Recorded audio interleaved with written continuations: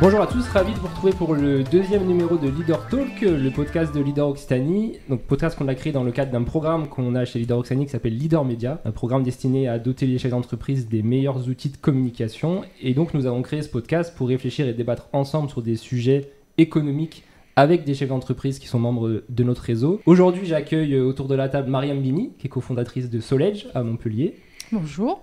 J'accueille Christophe Mervez, qui est cofondateur de Seventech sur Alès. Bonjour à tous.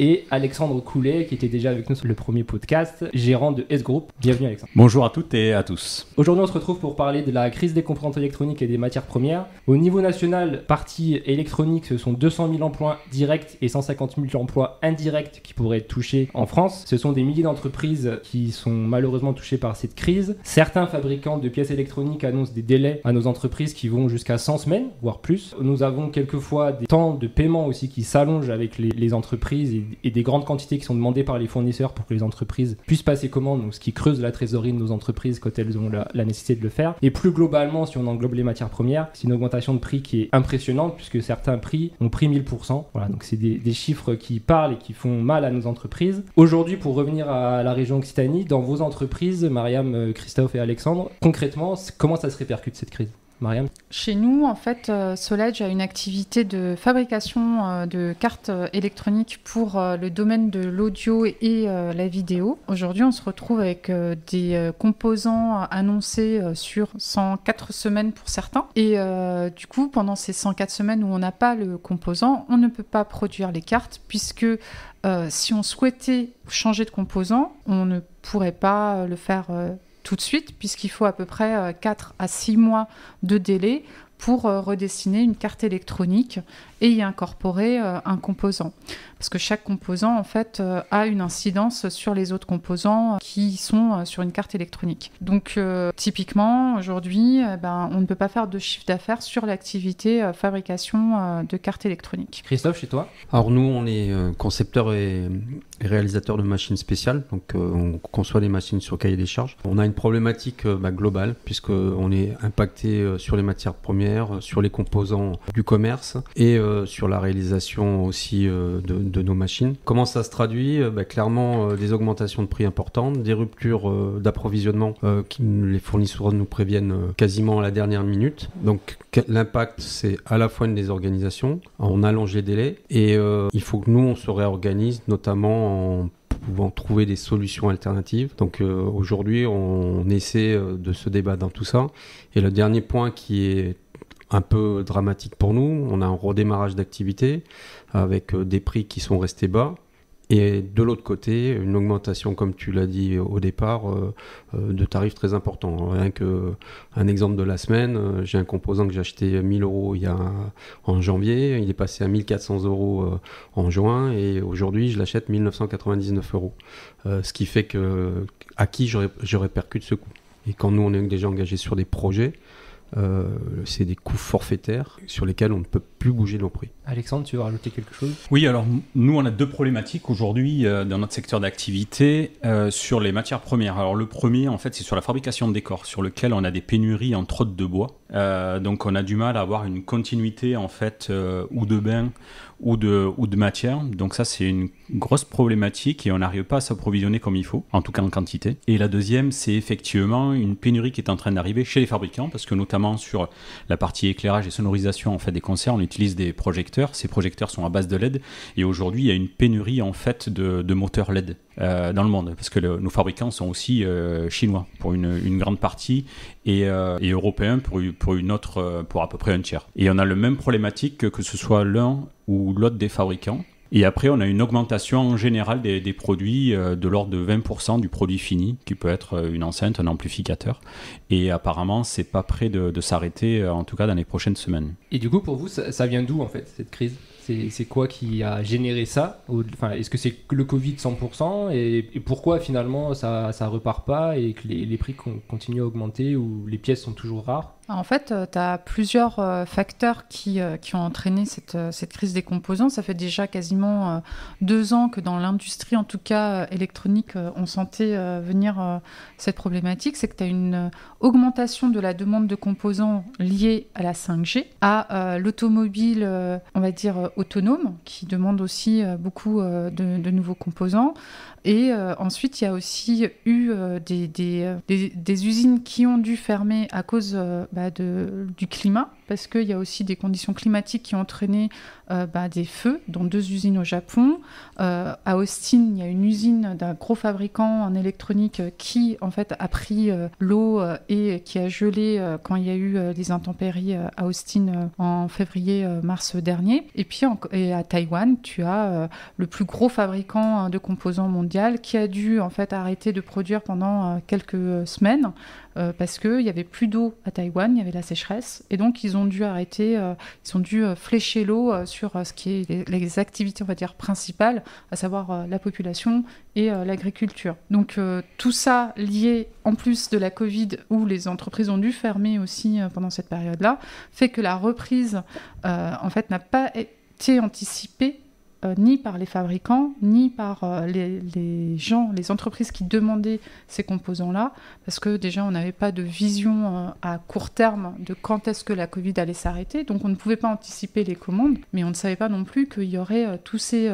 problèmes liés au climat et liés finalement aussi à cette demande croissante de composants électroniques dans tous les produits qui en fait nous accompagnent au quotidien. La voiture, la 5G, la domotique, tout demande aujourd'hui de l'électronique. Moi je suis assez d'accord avec ça. Après j'ai une autre interprétation pour certains phénomènes. Il y a peut-être un peu de spéculation aussi de certaines sociétés qui essayer de faire des rattrapages suite à la crise Covid et d'augmenter leurs marges, donc créer une certaine forme de pénurie.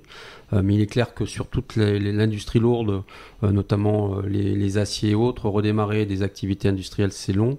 Et lorsqu'il y a des appels sur certains marchés comme la Chine ou les États-Unis qui se servent en priorité, nous, on se retrouve pas forcément les mieux servis, n'ayant pas forcément et n'ayant plus, je dirais, des usines en capacité de produire. Donc c'est tous ces phénomènes que l'on rencontre et qui font que la visibilité et la lisibilité de la situation est compliquée. Oui, on sent en fait une maîtrise géoéconomique, il ne faut pas dire géopolitique, en fait, des matières premières. On le voit aux États-Unis notamment et en Chine, sur lesquels ils vont s'approprier des marchés sur lesquels ils sont le méga grossiste. On le voit sur le bois, par exemple, avec le Canada et les États-Unis, sur lesquels ils vont forcément abonder d'abord leur marché avant de le distribuer sur le reste du monde. Donc là aussi, c'est un effet pervers à la crise, c'est-à-dire qu'eux, après la crise, ils ont pu démarrer quasiment à 200%, vu l'économie qui est repartie vraiment de façon très importante aux États-Unis, alors que nous, on est dans une zone de turbulence qui va nous piéger certainement à moyen terme. Surtout qu'en fait, on se retrouve aussi, pour rebondir sur ce que tu dis, dans une guerre en fait, entre les États-Unis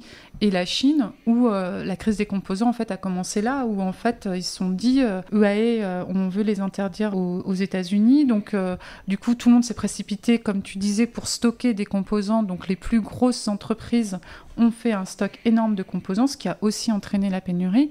Et pour rebondir sur le bois, on se retrouve encore une fois dans une guerre commerciale entre les États-Unis, le Canada et la Chine, où ils viennent se servir en France, du bois français, pour l'exporter, le transformer en Chine, pour que ça soit ensuite revendu en France. Ça devient une aberration. Et pareil aux États-Unis, où ils viennent se servir chez nous, puisqu'ils ne peuvent plus se servir au Canada. Et donc le bois français est exporté aux États-Unis. Et du coup, nous, nos entreprises françaises, n'ont plus de quoi se servir en bois français. Et ça, pour moi, c'est une aberration qu'au niveau européen, on n'est toujours pas pris de décision. On va dire, je pense qu'ils sont en train d'y réfléchir, j'avais entendu ça il y a quelques jours. On s'y prend, encore une fois, 6 mois en retard, quoi. Donc 6 mois en retard où nos entreprises ont souffert de ce manque de bois, de cette augmentation de prix du bois. En tant que particulier, tu veux faire une terrasse en bois, tu as ton prix qui a augmenté. Tu veux faire construire ta maison aujourd'hui, c'est 20 à 30% sur les matériaux de construction, parce que issus du bois également. Le placo, c'est du bois.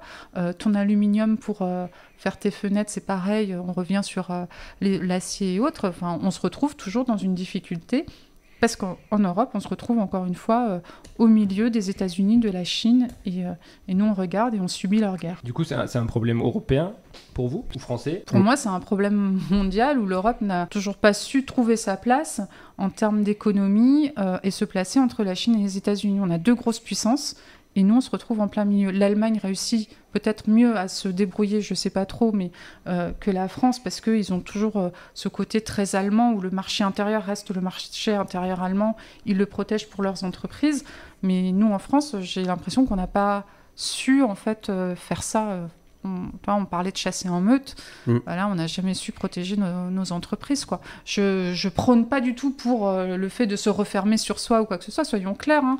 Mais il y a peut-être des choses aussi à revoir sur la stratégie de dire pourquoi les autres pays se servent en premier pour leurs entreprises et pourquoi nous, on n'a pas cette priorisation-là de nos entreprises. Et du coup, vous parliez de prix tout à l'heure. Répercuter la hausse des prix chez vos clients, ça se fait pas?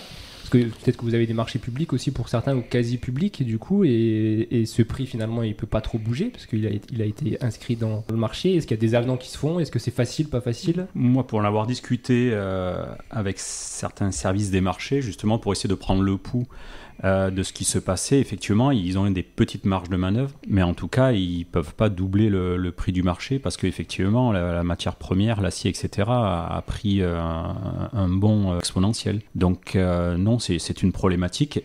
Et de plus, pour remettre des offres. Donc, on a effectivement l'entreprise qui a émis une offre, qui a été retenue, qui est en train de livrer son marché sur lequel, là, effectivement, il faudrait agir de suite pour éviter que cette entreprise soit en difficulté. Mais effectivement, c'est dans un cadre de marché. Donc là, il y a un petit peu de souplesse et l'État l'a vu venir, donc effectivement, et les collectivités locales et EPCI essayé de l'anticiper au mieux, mais il y a un risque.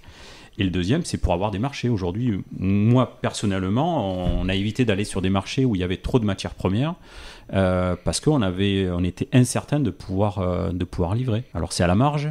Mais en tout cas, c'est quand même une tendance. Pour nous, on est directement impacté et je ne vois pas trop la solution à l'instant T. Je prendrai un exemple simple pour que les gens puissent comprendre. Si demain on fait construire une maison, on a un architecte, vous lui demandez un prix figé à une certaine période.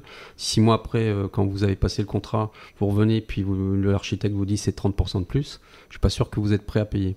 Bon, nous, c'est exactement la même chose. On vend à nos clients sur des coûts forfaitaires. Mais ce qui se passe actuellement, la quasi-totalité de nos fournisseurs nous proposent des prix avec des validités de 8 à 10 jours. Et nous, on a un délai avant d'avoir lancé nos achats, c'est-à-dire figé ces prix, qui va de 2 à 3 mois après la signature du contrat. Et pendant cette période-là, les prix augmentent. Et donc, les pertes, elles sont pour nous. Les clients refusent de les intégrer. Donc, je ne vois pas beaucoup de solutions, mais je ne connais pas de solutions dans nos marchés qui nous permettent de le faire. Si ce n'est commencer à anticiper ces hausses, donc dans nos chiffrages, ce qui n'est pas facile, puisqu'on reste encore sur des marchés très concurrentiels et tendus, la reprise étant pas complète dans nos marchés. Donc voilà, ça reste une grosse problématique. Et si ça dure pendant longtemps, comme Myriam le disait, on peut imaginer qu'on est encore dans cette situation jusqu'à fin 2022, voire 2023. Ça va être très compliqué au niveau des rentabilités de nos entreprises. Pour certains, payer le PGE, etc. C'est vrai que ce qui m'inquiète plus sur ces marchés, si on est sur un marché intérieur avec nos concurrents qui sont à 50 mètres de chez nous, effectivement, on a tous les mêmes problématiques et c'est le client final qui va en subir effectivement cette augmentation. Mais le marché continue. Si c'est un marché qui est à l'international, où en fait, on n'a pas le marché parce qu'on est vraiment trop cher, ou autrement, en fait, le pays qui, lui, a la matière première, à la marge, du coup, va s'en ressortir encore un peu plus abondé en termes de trésorerie, en termes de pouvoir investir dans des entreprises. Donc là aussi, c'est un système qui peut vite s'emballer très rapidement. Donc on sent vraiment la stratégie de reprise qu'a anticipé des pays comme les États-Unis et la Chine.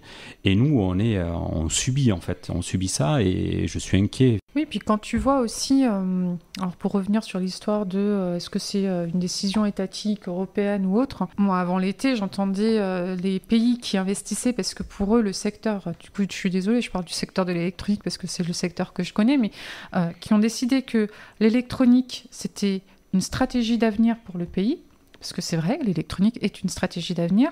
Les États-Unis, l'État américain, je ne parle pas des entreprises, a investi 500 milliards de dollars dans l'industrie électronique. La Corée a investi 400 milliards de dollars dans l'électronique.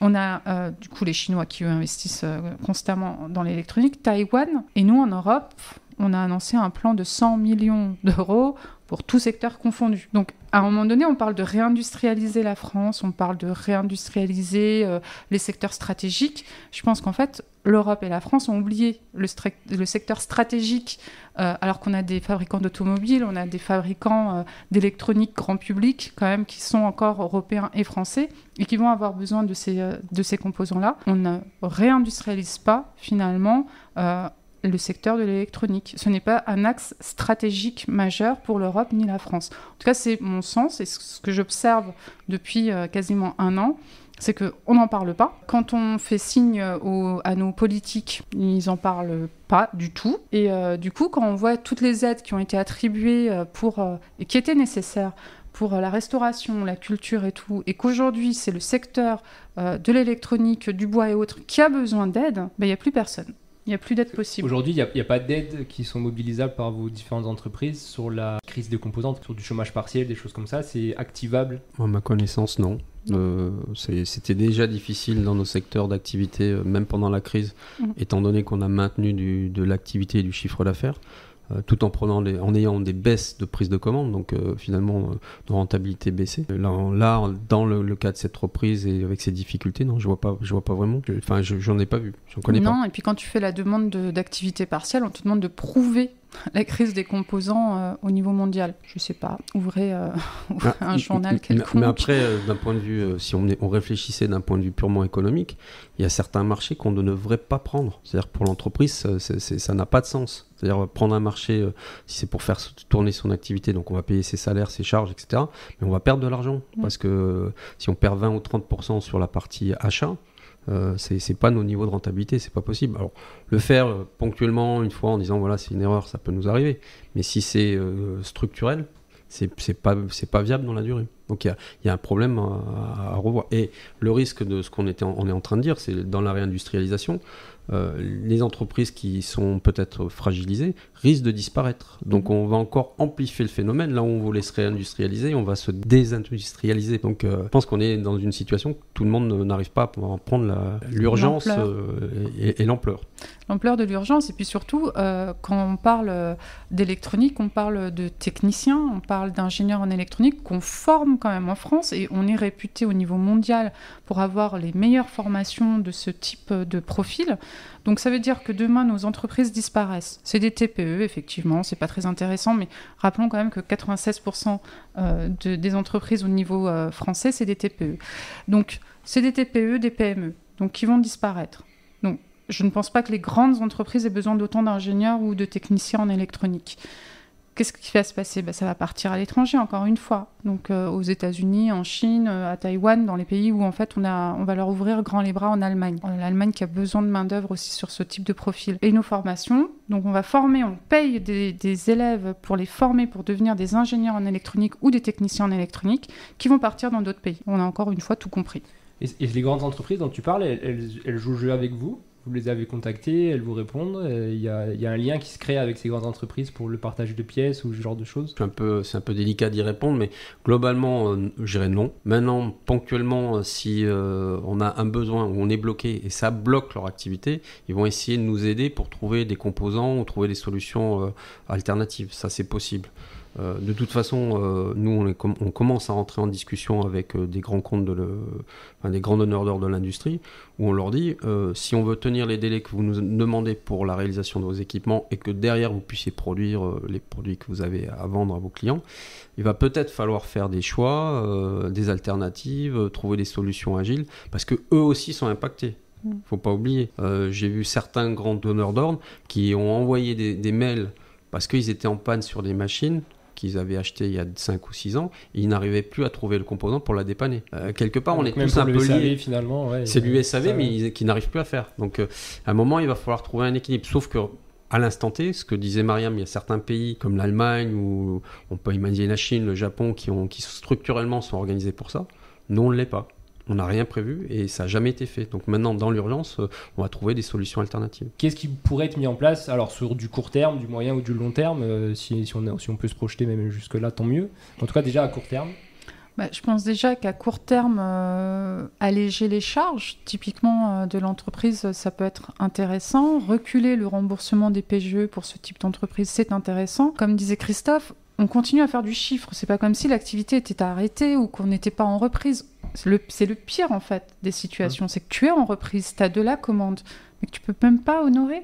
Parce que du coup, tu n'as pas les composants ou les matières premières pour y répondre. Quand tu fabriques un décor pour une pièce ou pour un concert et que tu n'as pas le bois, qu'est-ce que tu vas faire ? Tu peux pas dire oui, donc du coup, tu es obligé de refuser des marchés. Et c'est la pire des choses pour moi. Donc au moins faire en sorte d'alléger nos charges pour qu'on puisse... finalement, essayer de se retrouver dans cette équation de l'achat trop cher versus prix pas assez cher vendu aux clients. Et puis reculer le remboursement de nos PGE pour nous permettre de nous désendetter un petit peu, parce qu'on a été super résilients tous, je pense, pendant cette crise. On a accepté beaucoup de choses, où on va être au niveau de notre notation Banque de France également, pour beaucoup, du coup, reculer dans cette notation. Alors que... on a tout joué le jeu par rapport à tout ce qu'on nous a demandé et ce que surtout le gouvernement nous a demandé. Donc, je pense qu'aujourd'hui, il est vraiment important qu'on entende, c'est pas une détresse quasiment, de la filière électronique et des filières qui ont besoin de cette matière première, parce qu'effectivement, il n'y a pas que l'électronique, il y a tout un tas de filières de matières premières, et qu'on nous permette aussi de pouvoir continuer à travailler et de pouvoir, entre guillemets, passer le cap jusqu'à ce que l'industrie mondiale nous permette d'acheter à des prix corrects, et puis avoir des délais de livraison autres que 100 semaines. Christophe ? Moi, là, je vais essayer de regarder le côté un peu plus positif et opérationnel. On essaie, nous, avec nos fournisseurs, déjà d'avoir des stratégies d'achat différentes, c'est-à-dire que typiquement de standardiser un certain nombre de choses, d'aller vers des composants ou des matières qu'on va pouvoir acheter plus facilement. Donc c'est à eux de nous les préconiser. Ça veut dire que ça nous met des contraintes de conception sur nos projets, et donc on augmente les coûts. De l'autre côté, il faut, ce que tu posais comme question, qu'on puisse ouvrir le débat avec nos clients à certaines périodes dans le cours de la réalisation de nos projets, pour qu'ils acceptent de prendre à leur charge une partie des augmentations que l'on constate au moins sur nos achats. Je ne parle pas des salaires et autres, ça c'est à nous de le gérer, mais au moins sur les achats, c'est-à-dire qu'on ait une répartition de ce risque ou de ces coûts qui apparaissent. Et donc là, si on arrive à faire ce genre de choses, on aura vers quelque chose d'un peu positif. Et après, c'est aussi peut-être de fédérer les achats ou des échanges, comme moi je l'ai fait avec mon partenaire au Mexique. Il m'a demandé si j'avais un composant pour le dépanner, parce qu'il avait une machine de 100 000 € qui attendait d'être livrée, et il lui manquait un composant électronique. Donc lui, il ne pouvait pas facturer, quoi. Enfin, factuellement, c'est j'ai fabriqué, j'ai payé mes salariés, j'ai payé mes fournisseurs, j'attends un composant qui vaut 500 €, je ne peux pas livrer ma machine à mon client qui ne la réceptionne pas. Qu'est-ce que je fais, quoi? Donc il faut essayer de trouver ces solutions-là, et comme disait Mariam, nous aider si nécessaire, tout ce qu'on pourra financer. Alexandre ? Tout début de la crise, on avait imaginé en fait ce qui pouvait se passer à la fin. C'est pour ça qu'on avait donné des lettres à cette crise. On disait que c'était une crise en V, une crise en W. Nous, depuis le départ, en fait, on savait que ça allait être une crise en racine carrée, en fait. C'est-à-dire qu'il y a cette zone de turbulence qui est là, qui est présente tant qu'on n'est pas sorti réellement, en tout cas pour notre secteur, de cette crise sanitaire qui est en train de se transformer en crise économique. On est clairement dans une stratégie d'inflation. Elle est annoncée, ça fait déjà quelques mois que la Banque de France dit effectivement on en a besoin, c'est nécessaire. Donc stratégie d'inflation, augmentation du coût de crédit qui va arriver bien sûr par la suite, une augmentation des charges salariales et des coûts de salaire. On voit très bien aujourd'hui la volatilité de nos collaborateurs et collaboratrices sur lequel il va falloir forcer pour capter les meilleurs talents. Voilà, et je pense qu'on n'est pas en très bonne posture aujourd'hui sur des marchés internationaux. On peut se donner des élans, on peut se faire croire, mais je pense que si on chasse pas en meute, je reviens sur ce terme, si effectivement il n'y a pas une stratégie que les grandes entreprises portent les plus petites sur des nouveaux marchés, et on essaye de forcer tous ensemble à justement étaler ces augmentations, voilà, je ne dis pas qu'on va pas y arriver, mais ça va être douloureux et difficile et on va perdre beaucoup de soldats. Oui, puis pour encore plus approfondir tes propos par rapport au chasser en meute et chasser avec les grandes entreprises, on a aussi besoin de notre banque publique d'investissement qui soutienne aussi nos entreprises et nos entrepreneurs et également tout ce qui est fonds d'investissement parce qu'aujourd'hui on nous dit mais il y a plein d'argent il y a plein de liquidités, il y a de l'argent, comment ça se fait que vous n'en trouvez pas ? Mais écoutez, dites-moi qui a investi dernièrement dans une entreprise industrielle et puis j'arrêterai de dire que je ne trouve pas d'argent. Ça voudra dire que c'est moi qui ne suis pas assez bonne pour ça. Mais je veux dire, à un moment donné, on nous demande de jouer le jeu. Très bien, on joue le jeu. Mais il faut que tout le monde joue le jeu. Et chasser en meute, c'est ça aussi. C'est donner les moyens aux entreprises industrielles, parce qu'on va appeler ça comme ça, celles qui manquent de matière. C'est les entreprises industrielles. Ce n'est pas ceux qui sont dans le web ou autre. Bien qu'un jour ou l'autre, ils vont être impactés, puisqu'un PC, il y a des composants électroniques dedans, et un serveur à distance pour héberger son site internet. Il paraît qu'il commence à y avoir des délais sur des PC Lenovo notamment, et autres. Mais... Voilà, donc ça commence. Juste prévenir les gens aussi qui font du gaming que ça va être leur tour dans très peu de temps. Bref, donc pour dire qu'en fait, l'électronique est partout, et qu'on a besoin de tout le monde, et tout le monde, c'est également... la BPI, donc Banque publique d'investissement, et les investisseurs privés, qui sont les fonds d'investissement ou les business angels, pour venir aussi sur le haut de bilan aider les entreprises à renforcer leur cash et pouvoir du coup tenir aussi par rapport à une période qui est difficile, mais encore une fois où il y a des commandes. C'est pas comme si on était en manque de commandes. C'est qu'il y a de la commande, mais on n'est pas capable, à cause de ce manque de composants et de matières premières, de livrer nos clients. C'est ça, en fait. C'est ça qui est encore plus douloureux. C'est qu'on a des bons de commande, on a des commandes qui sont signées, on a des contrats qui sont passés, mais on ne peut pas les honorer. C'est exactement ça. Et d'ailleurs, j'ai un exemple pour en avoir discuté avec des personnes qui sont justement gamers sur des cartes graphiques qui se vendaient il y a quelques semaines à 200 €. Aujourd'hui, c'est 1 800 €. Donc on commence à voir déjà des inflations, des pénuries sur des marchés qui étaient déjà en tension. Et puis en plus, avec la crypto-monnaie qui demande, voilà, qui demande encore plus de puissance, on va encore plus aller vers ce genre de pénurie, de hausse des prix. Donc achetez vos PC maintenant, hein, parce que c'est pas sûr que vous en ayez à moindre coût dans quelques temps. Hein. Non, mais c'est vrai. Sur du long terme, il faut quoi ? Il faut refaire venir l'industrie de composantes électroniques en Europe ou en France ? C'est a priori la première proposition qu'on a envie de faire. Mais est-ce que c'est vraiment la bonne et combien de temps ça va mettre avant que ça soit fait ? Qu'est-ce qu'il faut faire sur du long terme ? Moi, j'ai pas l'idée infuse, mais oui, j'ai pas la meilleure peut-être des réponses, parce que je pense que refaire réindustrialiser un fondeur en France, ça va pas se faire du jour au lendemain. Il faut au moins 2 à 3 ans pour que ce soit possible. Et puis après, il faut aussi énormément d'investissements financiers, parce que c'est quand même quelques milliards, si je me trompe pas, d'euros pour installer un fondeur et le faire marcher. Et puis, encore une fois, ça dépend de quel type de fondeur, parce qu'il y a un composant pour tout. Tu as un composant pour l'audio, pour les amplificateurs. Tu as un composant pour ton ordinateur et sa carte graphique qui est complètement différente. Donc, en fait, il faudrait plus de fondeurs, peut-être plus de fondeurs européens pour qu'on dépende moins des fondeurs asiatiques et américains. Et je pense aussi que par rapport à tout ce qui est bois, aciérie et autres, il faudrait peut-être aussi revoir la politique économique européenne sur ces stratégies-là, où quand on a les hauts fourneaux qui ont fermé pendant la Covid et que finalement il n'y a qu'un seul qui est reparti et non pas les 2 ou 3, pourquoi ? Parce que du coup on se fait plus d'argent, parce que la matière devient plus rare et donc on augmente nos prix. Au bout d'un moment, ok, on est dans une logique économique, on est tous là pour gagner de l'argent, mais à quel prix ? Moi, c'est vraiment la question, c'est à quel prix on doit gagner de l'argent, quoi. Est-ce que c'est au détriment de dizaines de TPE et PME en région ? Parce qu'au niveau européen, ça ne représente pas grand-chose. Ou est-ce que finalement ces PME aident et participent à tout ça ? Puis au final, c'est aussi un débat qu'on a depuis des années. C'est est-ce qu'on croit à l'industrie ou pas ? Et l'industrie en France en particulier et en Europe en général. Et je crois que là, ça c'est un vrai débat qui est pas encore tranché.